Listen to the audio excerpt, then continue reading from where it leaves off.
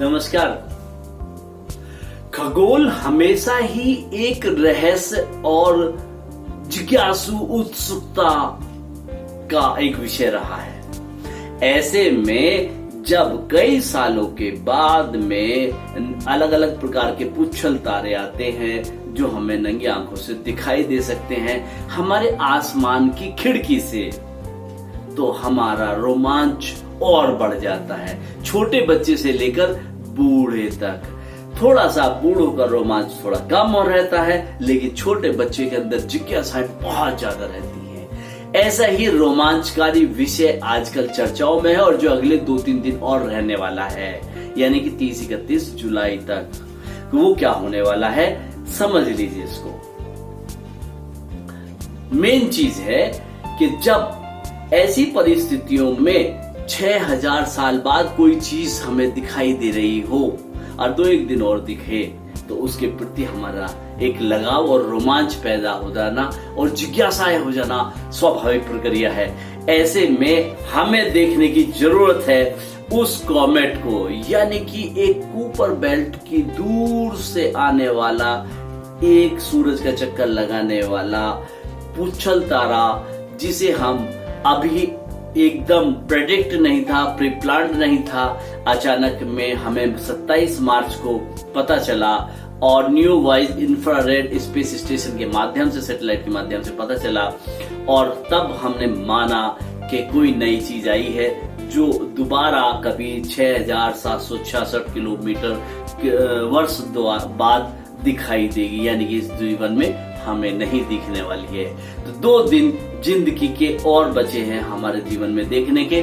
आप लोग देखिए उसे और समझने की कोशिश करिए कि ये पुच्छल तारा न्यू वाइज हमारी नेकेड आई से कैसे देखा जा सकता है।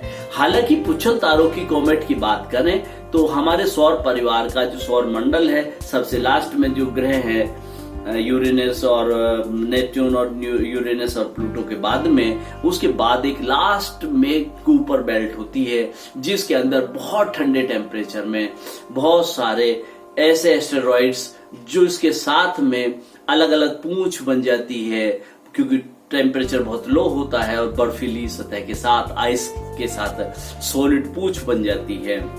वो पूंछ अपने आप में बहुत सारे ऐसे तत्व लेके साथ रहती है जो जीवन का दायनी होती है, यानी कि जीवन की उत्पत्ति करने लायक होते हैं। और माना भी यही जा रहा है कि हम लोग पृथ्वीवासी नहीं हैं। कोई ना कोई कॉमेट था जो लेकर अपनी पूंछ में हमारे जीवाणु को आया और वो पृथ्वी पर छोड़ के चला गया या पृथ्वी पर आकर नष्ट हो गया। ये एक जो धारणाएं बनती हैं पृथ्वी पर जीवन की उत्पत्ति में, उसमें से एक बात बिल्कुल क्लियर है कि हम लोग पृथ्वीवासी तो नहीं है, कहीं ना कहीं बाहर से आए और उसको लाने वाला कोई ना कोई कॉमेट था, यानी कि कोई ना कोई धूमकेतु था। तो न्यू वाइज जैसा कोई धूमकेतु था जो हमारे जीवन को पृथ्वी पर लेकर आया। मजेदार जानकारी है। और कई प्रकार के धूमकेतु होते हैं, कॉमेट होते हैं। कुछ ऐसे होते हैं जो प्री प्लान्ड होते हैं कि हर 75 साल बाद दिखेंगे, जैसे कि पुच्छल तारा था, हेली कॉमेट था, जो 75, जब बचपन में हम पढ़ते थे कि भाई 75 साल बाद आ रहा है और वो देखने का मौका मिलेगा। ऐसे ही बच्चों को जीवन में समय के साथ में अब इस समय न्यू वाइज जिसका नाम दिया गया है, पता नहीं वो कॉमेट क्या है, लेकिन 5 किलोमीटर के दायरे वाला ये कॉमेट कहना चाहिए इस समय 2 दिन और दिखने वाला है। आइए देखें वो किस तरीके से और आकाश में कहां दिखेगा और उसको समझने की कोशिश करते हैं। इस चित्र में देखने की कोशिश कीजिए कि ये 1 जुलाई से दिखना शुरू हुआ और फिर उसके बाद में 19 तारीख को उर्सा मेजर में प्रवेश कर गया। ये उर्सा मेजर है, मैं अभी दिखाऊंगा, समझाऊंगा उर्सा मेजर क्या है, जो सप्तऋषि मंडल जिसे हम बोलते हैं। और फिर ये 30 तारीख को उससे बाहर, हालांकि अभी वो उर्सा मेजर से बाहर की तरफ जा रहा है, और फिर उसके बाद में ये बिल्कुल बाहर निकल जाएगा 30 तारीख को। तो इस प्रकार से ये बाहर जाएगा। दूसरी पिक्चर को देखने की कोशिश करते हैं। ये देखिए, ये इस आकाश का तारा है। नॉर्थ की दिशा में जाएं तो आपको ये अलग अलग डायरेक्शन से ये उर्सा मेजर की तरफ से, जहां पर ये सप्तऋषि मंडल होता है, 3 तारे इस तरह से चमकते और एक चारपाई होती है। जो माइनर छोटा मेजर होता है वो ये वाला होता है ना, ये जो आप देख रहे हैं। और जो उर्सा मेजर है यानी कि बड़ा वाला है वो ये है, जिसके अंदर से ये अब यहाँ पहुंच गया, यानी कि इससे बाहर निकल गया है और अब वो लियो की तरफ से होता हुआ निकल जाएगा, लियो राशि की तरफ से, यानी कि सिंह राशि की ओर से होता हुआ निकल जाएगा। ये है धूमकेतु का एक रास्ता। चलिए आगे चलते हैं। इसके बाद ये धूमकेतु है वो जिसकी हम बात कर रहे हैं और जो आपको दिख रहा है। खास बात यह है कि ये जीवन की भी सार्थकता के साथ में बात कर रहे हैं और मैं इसमें से शायद ये धूमकेतु हो गया और ये उर्सा मेजर हो गया, माइनर वाला हो गया, ये बड़ा वाला हो गया, जो 3 है और ये 4 वो है इसके। तो ये 31 जुलाई तक ये आपको दिखाई देने वाला है। उसके बाद ये अब बाहर हो जाएगा। चलिए ये बात हो गई और उसके बाद में आप आ जाइए। मैंने आपको दिखाया कि ये है वो भारत की तरफ से खींचा गया, इंडिया की तरफ से ये चित्र है जो हमारे पास उपलब्ध है। इन सब की चीज में एक खास बात और जो मैं बताना चाहता हूँ कि इसके अंदर जीवन दायिनी जो है ना, अभी तक हम ये मान रहे थे कि कोई ना कोई एक पूंछ होती होगी, लेकिन नहीं, यहाँ पर देखिए कि 2 पूंछ हैं। अब ये 2 पूंछ दिखाई दे रही है। 2 पूंछ क्या मतलब आयन की 2 पूंछ, यानी कि लोह तत्व से संबंधित 2 पूंछ हैं और एक सोडियम की है। कुल मिलाकर ये भी कहीं ना कहीं जीवन दायिनी है। चलिए अब उससे आगे पे चलते हैं। ये हमने कर दिया और इस प्रकार से हम इसका 24, 25, 26 ये हम देख रहे थे। इसकी इतिहास की तरफ थोड़ा सा चले। कॉमेट और ओमन की बात करें तो शुरुआती दौर में जो इसकी पूंछ हुआ करती थी उसी का आकार की तलवारें भी हुआ करती थी, जिसे इस तरीके से बात कर रहे हैं। और चाइना में भी इसकी बहुत सारी किंवदंतियां और ये सब चीजें मानी जाती रही। खैर चलिए, उसके बाद कॉमेट और ओमन की बात करें, उसके ऊपर बहुत सारी कहानियां, जब हमें जानकारियां नहीं होती हैं तो हम कहीं ना कहीं अंधविश्वास या बहुत सारी जानकारियों में फंस जाते हैं। खैर चलिए, ये तो वो है, दूसरा आ गया इसमें पिक्चर्स, ये नहीं है, ये एकदम से इसके बाद क्यों आ जाता है, ये इसके आना चाहिए दूसरा। चलिए, इस कॉमेट के बारे में जो माना जाता है तो वो 2 लोगों को मेनली माना जाता है जो कॉमेट को समझे और जाना जिन्होंने पहली बार।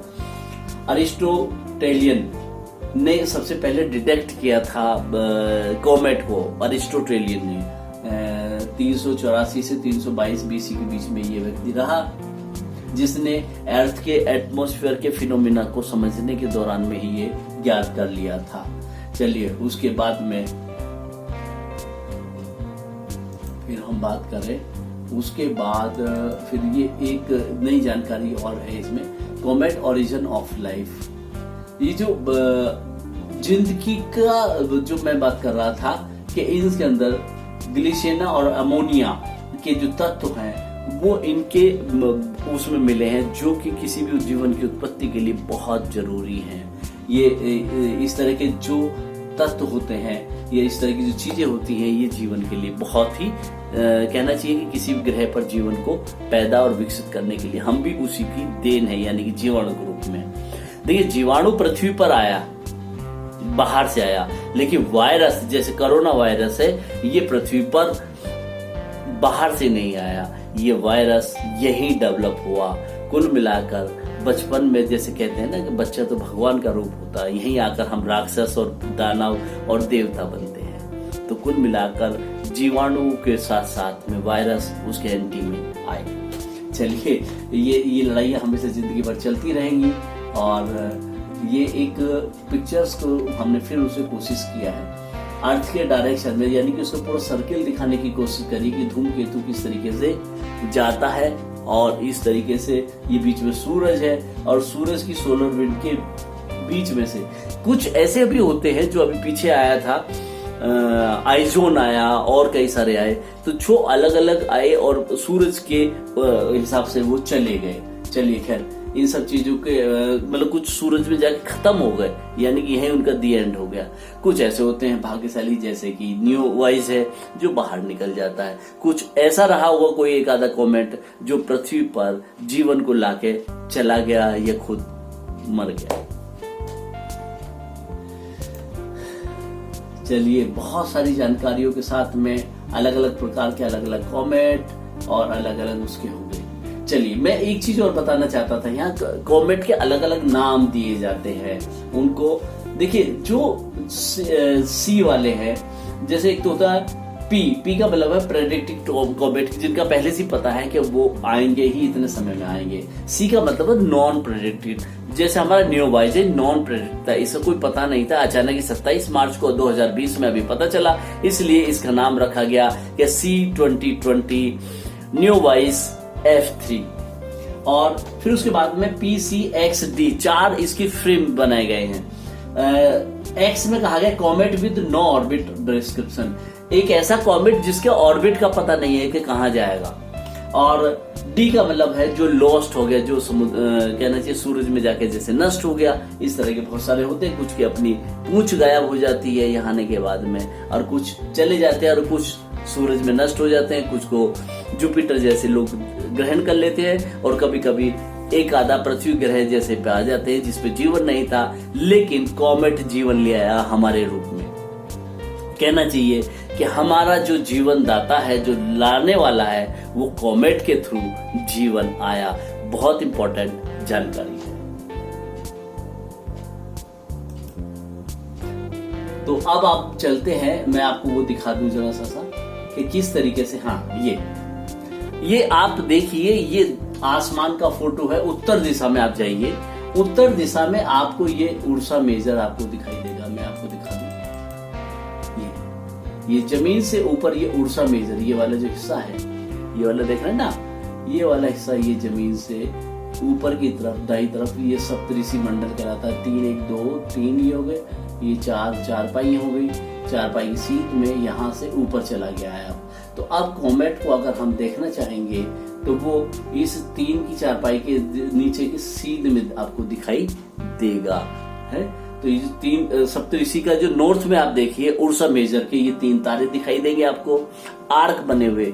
और इन 3 तारों के साथ में ये 2 4 पाई के 2 पाए देख लीजिए, और उसकी सीध में आप जाएंगे तो आपको बाईं तरफ आपको अपना मनपसंद और जिसकी जिज्ञासा है वो आपको C2020 F3 न्यूवाइज आपको मिल जाएगा। तो इसको कैसे देखना है, देखिए, अगर हम दिन में देखते हैं तो ये देखिए, अभी दिन है तो दिन में आपको विजिबल नहीं है, यहाँ भी दिखा रहा है नॉट विजिबल है। लेकिन जैसे ही हम चलते हैं इसे, ये देखिए, ये रात होने लगी, और इस प्रकार से जैसी रात होगी तो ये हमें विजिबल होना शुरू हो जाएगा। ये देख रहे हैं, और आपको एक्सीलेंट दिखा रहा है। ये 294 डिग्री की उत्तर दिशा 360 डिग्री पे होती है, 294 डिग्री पे, यानी कि लगभग 70 डिग्री उत्तर से 70 डिग्री लेफ्ट जाइए, यानी वेस्ट की तरफ जाइएगा, और 33 डिग्री जमीन से ऊपर, यानी कि कोण जो बनेगा वो 33 डिग्री का जमीन से ऊपर की तरफ को कोण बनाना है आपको, है ना। तो इस तरीके से जमीन से 33 डिग्री का कोण बनाएंगे आप। ये पेंडल है तो ये कोण जो है ये 33 डिग्री का कोण बनाइए, आपको दिखाई देगा। चलिए, तो इस प्रकार से हम इसको देख सकते हैं, और जैसे जैसे ये नजदीक जाएगा वैसे वैसे छोटा होता चला जाएगा, और करीब ये 11 बजे के करीब, ये क्या बज रहा है अभी, इसमें दिखा रहा है वो लगभग 11:15 बजे के करीब ये दिखना बंद हो जाएगा।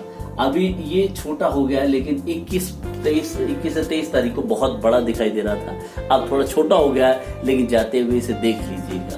तो इस तरीके से इस कॉमेट को ही नहीं, खगोल के अंदर की बहुत सारी जानकारियां हैं जो हमेशा जिज्ञासा बनाए रखती हैं, और मैं चाहता हूं कि जिज्ञासा बनी रहे और आप उसके बारे में जानते रहें, समझते रहें, और अपनी जिंदगी को बेहतर बनाने की कोशिश करते रहें। जो ब्रह्मांड और मार्स पर जो बातें हो रही हैं, वो भी उसके पीछे का ये मकसद यही है कि हम लोग समझ सकें कि क्या हम पृथ्वी के बाद इस प्रकार की वीडियो या साइंटिफिक एक्टिविटीज से अपडेट रहने के लिए इस चैनल पर सब्सक्राइब कीजिए।